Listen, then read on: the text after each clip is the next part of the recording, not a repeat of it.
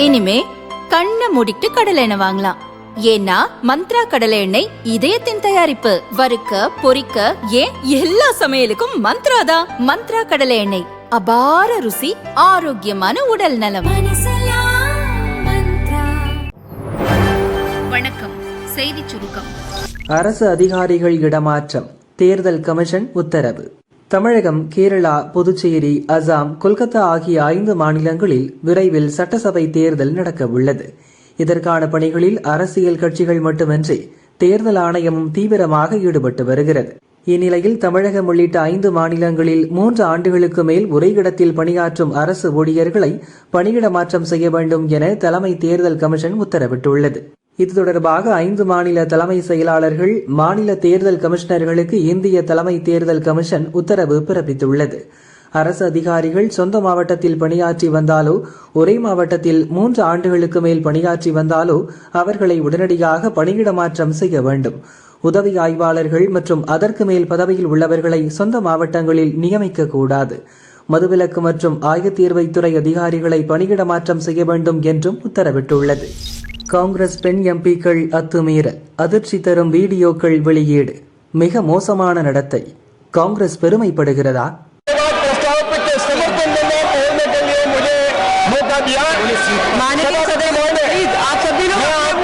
பிரதமர் மோடி லோக்சபாவில் கடந்த 4ஆம் தேதி ஜனாதிபதி உரைக்கு நன்றி தெரிவிக்கும் தீர்மானத்தின் மீது பேசவிருந்தார். ஆனால் கடைசி நேரத்தில் அவர் பேசவில்லை. பிரதமர் மோடி ஏன் பேசவில்லை என மறுநாள் சபாநாயகர் ஓம் பிர்லா லோக்சபாவில் விளக்கம் அளித்தார். பிரதமர் மோடி பேசும்போது காங்கிரஸ் எம்பிக்கள் சிலர் பிரதமரின் இருக்கைக்கு அருகே சென்று தாக்குதல் நடத்த திட்டமிட்டுள்ளதாக தமக்கு தகவல் கிடைத்தது. அதனால் சபைக்கு வர வேண்டாம் என நான் தான் பிரதமர் மோடியிடம் சொன்னேன் என ஓம் பிர்லா கூறியிருந்தார். தமிழக பெண் எம்பிக்கள் ஜோதிமணி, சுதா ஆகியோர் மீது பகீர் குற்றச்சாட்டையும் சபாநாயகர் முன்வைத்திருந்தார். இந்த நிலையில் கடந்த 4ஆம் தேதி காங்கிரஸ் உள்ளிட்ட எதிர்க்கட்சி எம்பிக்கள் நடந்து கொண்ட விதம் குறித்த வீடியோக்களை மத்திய பார்லிமெண்ட் விவகாரங்கள் துறை அமைச்சர் கிரண் ரிஜிஜு வெளியிட்டுள்ளார். ஒரு வீடியோவில் எதிர்க்கட்சி எம்பிக்கள் அமளியில் ஈடுபடும் காட்சிகள் இருந்தன.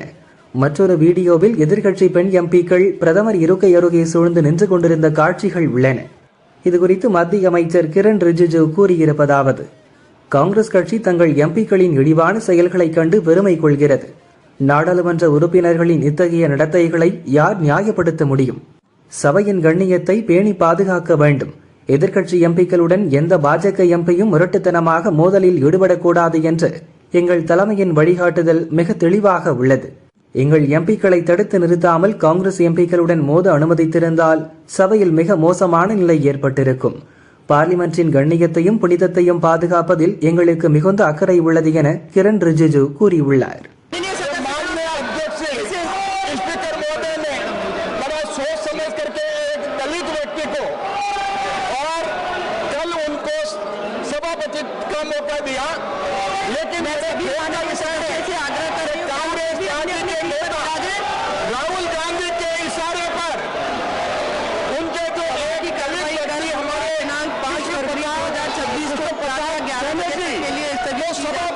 कुर्सी पे बैठे थे, उनके ऊपर कागज फाड़ करके फेंके गए. மக்களை ஏமாற்றலாம் என மணப்பால் குடிக்கிறார் ஸ்டாலின். பழனிசாமி தாக்கு. அதிமுக பொதுச் செயலாளர் பழனிசாமி வெளியிட்ட அறிக்கையில் கூறியிருப்பதாவது: தமிழக சட்டசபை தேர்தல் நெருங்க பயத்தில் பிதற்றிக் கொண்டிருக்கும் முதல்வர் ஸ்டாலின் இன்று சென்னை நுங்கம்பாக்கத்தில் நடந்த ஒரு விழாவில் மருத்துவ கல்வியில் 7.5% உள் இடஒதுக்கீட்டை திமுக அழுத்தத்தால் கொண்டு வந்தது போன்ற ஒரு மிகப்பெரிய பொய்யை கட்டமைக்க முயற்சி செய்கிறார். அரசு பள்ளிகளில் படிக்கும் ஏழை எளிய நடுத்தர மாணவர்களின் மருத்துவ கனவை நிறைவேற்றுவதற்காக அரசியலமைப்பு சட்ட ஷரத்தில் உள்ள உரிமையை பயன்படுத்தி இந்தியாவிலேயே முதல் மாநிலமாக 7.5% உள் இடஒதுக்கீட்டை நிறைவேற்றி அரசாணை வெளியிட்டேன். சத்துணவு திட்டம் என்றால் எம்ஜிஆர், தொட்டில் குழந்தை திட்டம் என்றால் ஜெயலலிதா, 7.5% உள் இடஒதுக்கீடு என்றால் எனது தலைமையிலான அரசு என்று அனைவரும் அறிந்திருக்கின்றனர்.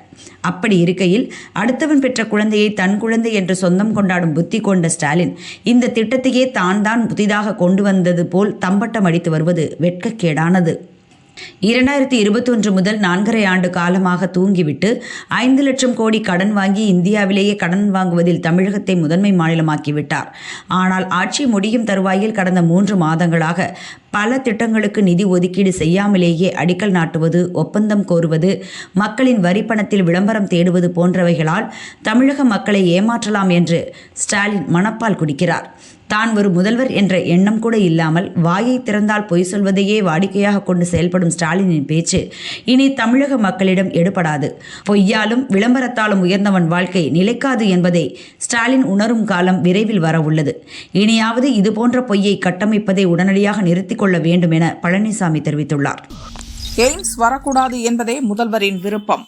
அண்ணாமலை குற்றச்சாட்டு. எய்ம்ஸ் வரக்கூடாது என வேலை பார்த்தார் முதல்வர் ஸ்டாலின் என தமிழக பாரதிய ஜனதா முன்னாள் தலைவர் அண்ணாமலை குற்றம் சாட்டினார். ஆனா இல்லைங்க ஆனா எய்ம்ஸ் உங்களுக்கு மிக தீவிரமா சொல்லிட்டோம்னா எல்லாமே 11 மருத்துவக் கல்லூரி மட்டுமல்ல, இன்னைக்கு இந்தியாவில் அதிகப்படியான அரசு மருத்துவக் கல்லூரி இருக்கக்கூடிய ஒரு மாநிலமும் தமிழகம் தான். அது எல்லாத்துக்கும் தெரியும். ஒரே நேரத்தில் எந்த மாநிலத்துக்கும் ஒரே ஷாட்ல 11 கொடுக்கல, அதுவும் தமிழ்நாடு தான். எய்ம்ஸை பொறுத்த வரைக்கும் பணிகள் நடக்கிறத நீங்க எல்லாம் பாக்குறீங்க, நடந்துகிட்டு இருக்கு. முழு பயன்பாட்டிற்கு விரைவில் வர இருக்கு, அதுவும் உங்களுக்கு பார்த்துக்கிட்டு இருக்கீங்க. ஆனா முதலமைச்சர் மு.க. ஸ்டாலின் அவர்கள் நம்முடைய மாநிலத்திற்கு இத்தனாயிரம் கோடி செலவு செய்து எய்ம்ஸ் கொடுக்கறாங்க, அதை போய் பார்க்கலாம் அப்படின்னு போய் பார்த்தாரா? இதனை மதுரை மு.க. ஸ்டாலின் அவர் கீழே இல்லையா? மதுரை தனி ஜோனா? தமிழ்நாட்டில் முதலமைச்சர் கீழே மதுரை வராதா?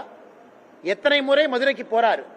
ஒரு முறையாவது முதலமைச்சர் அவர்கள் எய்ம்ஸ் கட்டடம் எங்க வேலை நடக்குதோ போய் எட்டி பார்த்து அந்த இன்ஜினியரை கூப்பிட்டு அரசு அதிகாரிகளை கூட்டிட்டு போய் என்ன நடக்குதுன்னு பார்க்கலாமே? ஒருவேளை தாமதமா இருந்தா அங்கிருந்தே போன் பண்ணி அமைச்சர்கிட்ட பேசலாமே? இத்தனை முறை 5 ஆண்டுகளை எத்தனை முறை தமிழ்நாட்டின் முதலமைச்சர் திரு மு.க. ஸ்டாலின் மதுரை போயிருக்கிறார்? அந்த எய்ம்ஸ் பக்கம் போயிருக்கிறாரா?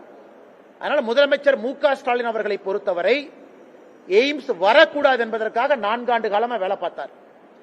எய்ம்ஸ் பகுதிக்குள்ள இருக்கக்கூடிய மரத்தை கட் பண்றதுக்கான லைசன்ஸே கொடுக்கல. அவங்க மரத்தை கட் பண்றதுக்கு 1.5 வருஷம், லேண்டை எடுப்பதற்கு டிலே, ஒன்றொன்றும் கூட மாநில அரசு எவ்வளவு டிலே பண்ண முடியுமோ, எவ்வளவு மோசமாக காலம் தாழ்த்த முடியுமோ, அங்க இருக்கக்கூடிய பஞ்சாயத்து ஆரம்பித்து எல்லா தமிழ்நாட்டு அரசனுடைய துறைகளை வைத்து அவ்வளவு வேலை செஞ்சு பார்த்தாங்க. அதையெல்லாம் தாண்டி இன்னைக்கு எய்ம்ஸ் நிக்குது. அதனால எங்களுக்கு வேண்டாம், அது வரலின்னு சொல்றது எழுதுங்கண்ணா. ஆனா மாநில அரசனுடைய 0% கோஆபரேஷனோடு எந்த ஒத்துழைப்பும் கொடுக்காம இன்னைக்கு பாரதிய ஜனதா கட்சி அரசு, மத்திய அரசு நம்முடைய கையில மாநிலத்தில் பவர்ஸ் இல்ல, அரசாங்கம் நம்முடைய கிடையாது, 4.5 ஆண்டுகளாக நாம் இல்ல, அதையும் தாண்டி இந்த அளவு கொண்டு வந்திருக்கோம். கால்களை வெட்டிய கம்யூனிஸ்டுகள், வன்முறையே மார்க்சிஸ்ட் அடிப்படை. செயற்கை காலை கட்டி பாரதிய ஜனதா எம்பி பரபரப்பு பேச்சு. கேரளாவின் கண்ணூர் மாவட்டத்தைச் சேர்ந்தவர் சதானந்தன் மாஸ்டர். தீவிர மார்க்சிஸ்ட் கம்யூனிஸ்ட் குடும்பத்தில் பிறந்தவர். அவரும் சிபிஎம் கட்சி மாணவர் பிரிவில் செயல்பட்டுள்ளார். RSS அமைப்பின் கொள்கைகளால் ஈர்க்கப்பட்டு பாரதிய ஜனதாவில் சேர்ந்தார். பள்ளி ஆசிரியராக இருந்தபோது அவர் மீது வன்முறை தாக்குதல் நடத்தப்பட்டது. சதானந்தன் மாஸ்டர் 2 கால்களையும் இழந்தார். அவர் இப்போது கேரள பாரதிய ஜனதா துணைத் தலைவராக உள்ளார். கடந்த ஆண்டு ஜூலையில் பாரதிய ஜனதா தலைமை அவரை ராஜ்யசபா உறுப்பினராக நியமித்தது. நடப்பு பட்ஜெட் கூட்டத்தொடரில் ஜனாதிபதி உரைக்கு நன்றி தெரிவிக்கும் தீர்மானம் மீதான விவாதத்தில் சதானந்தன் மாஸ்டர் அவரது கன்னி பேச்சை பேசினார். அப்போது தனது 2 செயற்கை கால்களை மேஜை மீது வைத்துவிட்டு மார்க்சிஸ்ட் கம்யூனிஸ்ட் கட்சியினரால் தனக்கு நேர்ந்த வன்முறையை விவரித்தார். இந்த சபையில் எப்போதும் ஜனநாயகம் ஜனநாயகம் என பேசுபவர்கள் 1994 31 ஆண்டுகளுக்கு முன் என் மீது தாக்குதல் நடத்தினர். மார்க்சிஸ்ட் தலைவர்கள் தூண்டுதல்படி அக்கட்சி தொண்டர்கள் என் மீது தாக்குதலை நடத்தினார்கள். பஸ்ஸை விட்டு இறங்கி நான் வீடு திரும்பிக் கொண்டிருந்த போது அவர்கள் என்னை பிடித்து இழுத்து சாலையில் தள்ளி என் கால்களை வெட்டி இன்குலாப் ஜிந்தாபாத் என கூச்சலிட்டனர். கம்யூனிஸ்டுகளே, நீங்கள் எப்போதும் ஜனநாயகம், சகிப்புத்தன்மை மற்றும் மனிதநேயம் குறித்து பேசுகிறீர்கள். உங்களுடைய அரசியல் வன்முறையை அடிப்படையாக கொண்டது. அது ஜனநாயகத்துக்கு நல்லதல்ல என்று சதானந்தன் மாஸ்டர் கூறினார். சதானந்தன் மாஸ்டரின் பேச்சு நாடு முழுவதும் கவனம் பெற்றது. பிரதமர் மோடி அவரது பேச்சை பாராட்டி கடிதம் எழுதினார். உங்கள் தைரியம் அனைவரையும் ஆச்சரியப்படுத்தியது. ஜனநாயகத்தில் ஒரு ஆசிரியர் இப்படி தாக்கப்பட்டது ஏற்க முடியாதது என்று மோடி கூறியிருந்தார். கேரளாவில் பாரதிய ஜனதா கட்சியினருக்கு எதிராக பல ஆண்டுகளாக நடந்து வரும் வன்முறைகளை சதானந்தன் மாஸ்டரின் பேச்சு வெளிப்படுத்தியதாக அமித்ஷா தெரிவித்தார். கேரளா உட்பட நாடு முழுவதும் உள்ள பாரதிய ஜனதா தொண்டர்களும் அவரது பார்லிமெண்ட் கன்னி பேச்சை வரவேற்று கருத்து பதிவிட்டனர். ரோட்டில் திடீரென இறங்கிய விமானம் கார்களை மோதி தள்ளிய பகீர் காட்சி, வீடியோ வைரல். அமெரிக்காவின் ஜார்ஜியா மாகாணத்தில் சிறிய ரக பயிற்சி விமானம் கெய்ன்ஸ்வில்லின் லீகல்மர் நினைவு விமான நிலையத்திலிருந்து நேற்று புறப்பட்டது. புறப்பட்ட சிறிது நேரத்திலேயே இயந்திர கோளாறு ஏற்பட்டது. இதையடுத்து மீண்டும் விமான நிலையத்தில் தரையிறக்க விமானி முயற்சித்துள்ளார். ஆனால் அதற்கு தேவையான எரிபொருள் விமானத்தில் இல்லாததால் விமானத்தை அவசரமாக தரையிறக்க வேண்டிய கட்டாயம் ஏற்பட்டது. இதையடுத்து கெய்ன்ஸ்வில்லியில் உள்ள போக்குவரத்து மிகுந்த சாலையில் வேறு வழியின்றி விமானம் அவசரமாக தரையிறக்கப்பட்டது. அப்போது கட்டுப்பாட்டை இழந்த விமானம் சாலையில் தறிக்கெட்டு ஓடியது. வாகனங்கள் மீது மோதி பின்னர் நடுரோட்டில் வட்டமடித்து நின்றது. இந்த விபத்தில் வாகனங்களில் பயணித்த பலர் காயமடைந்தனர். நல்வாய்ப்பாக உயிர் சேதம் ஏற்படவில்லை. இந்த சம்பவம் குறித்து ஜார்ஜியா போலீசார் தீவிர விசாரணை நடத்தி வருகின்றனர். நடு ரோட்டில் விமானம் தரையிறங்கி வாகனங்கள் மீது மோதும் காட்சி சமூக வலைதளங்களில் வைரலாகி வருகிறது.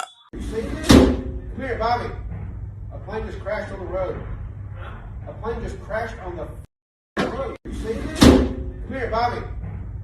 just crashed on the road. A plane just crashed on the